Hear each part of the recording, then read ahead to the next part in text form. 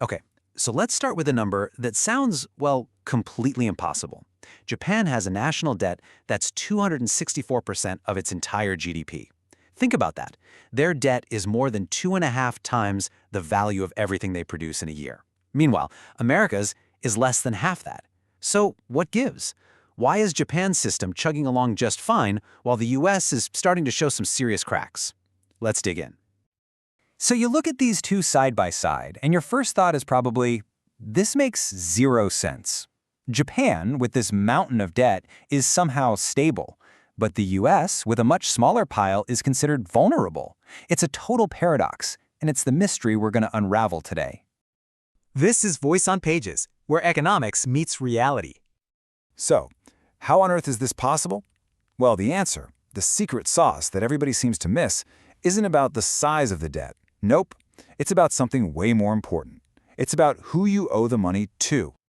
Okay, first up, let's pop the hood on Japan's unique financial system.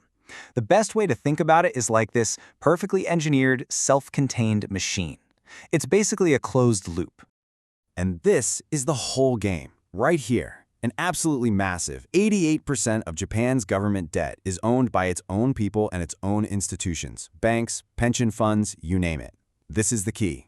For the most part, Japan just owes money to itself. And here's how that brilliant little loop works. Step 1, the government needs money, so it issues bonds. Step 2, its own central bank, the Bank of Japan, just swoops in and buys up almost half of them. Okay, so now the government has to pay interest on those bonds, right? Well, it pays that interest to the central bank. But, and here's the magic trick, the central bank then takes all its profits, including that interest, and just gives it right back to the government. It's literally a left pocket, right pocket deal. The money never leaves the system. Now, Japan can pull this off because of a few really unique things. You've got this deep culture of saving and high trust in the government, so people are happy to buy those bonds. The central bank is the puppet master, holding all the strings and keeping interest rates near zero. And maybe most importantly, all the debt is in their own currency, the yen, so they don't have to worry about what Wall Street or London thinks. All right, now let's flip the coin and look at the United States. It's a completely different picture. America's system isn't a closed loop, it's wide open to the entire world. And that openness, well, that's where the risk comes from. And you can see that difference immediately. Roughly a quarter of all U.S. debt is held by other countries. Now, 25% might not sound like a huge number, but believe me, it's a huge deal. It means that a significant chunk of America's financial stability depends on the kindness and the confidence of strangers. And the scale of this debt is just mind-boggling. We're talking about $38 trillion. It's a number so big your brain kind of short-circuits trying to imagine it. But that massive number is the foundation of the problem we're about to see. And here's where that foreign ownership really starts to bite. See, unlike Japan, the US has to compete for money on the open market, and that means it has to pay higher interest rates. In fact, the average rate has more than doubled in just 5 years. That might not sound like much, but on $38 trillion, a small change in interest rates is like a financial earthquake. So what's the fallout from that earthquake? Get this, the interest payment alone is almost $1 trillion a year, $970 billion to be specific. To put that in perspective, that's nearly 20 cents of every single tax dollar the government collects. It's not building roads or funding science, it's just paying the interest on old loans.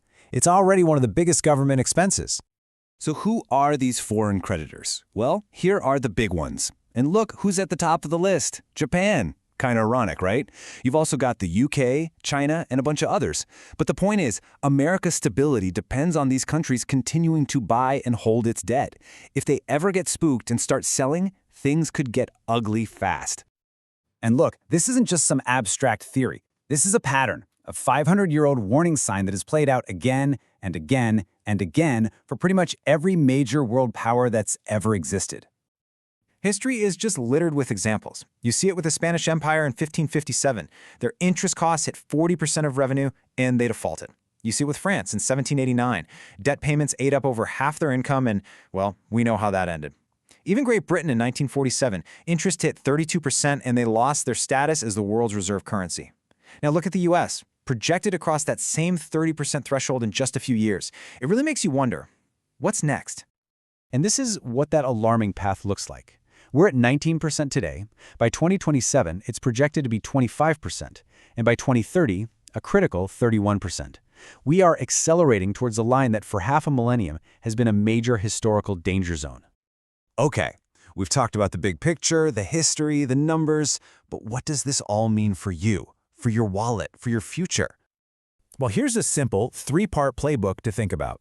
First, it might be wise to consider diversifying assets. When this pattern plays out, it tends to put a lot of pressure on a single currency. Second, that 30% threshold, that's the number to watch. History tells us it's the tripwire for a crisis, and we're getting close. And third, and this is the main takeaway from our entire breakdown, remember Japan's lesson. The big scary debt number isn't the story. The real story is who holds the IOUs and how much you're paying them. Because at the end of the day, it all comes down to this one simple truth. It's not how much you owe, it's who you owe and how much they trust you to pay.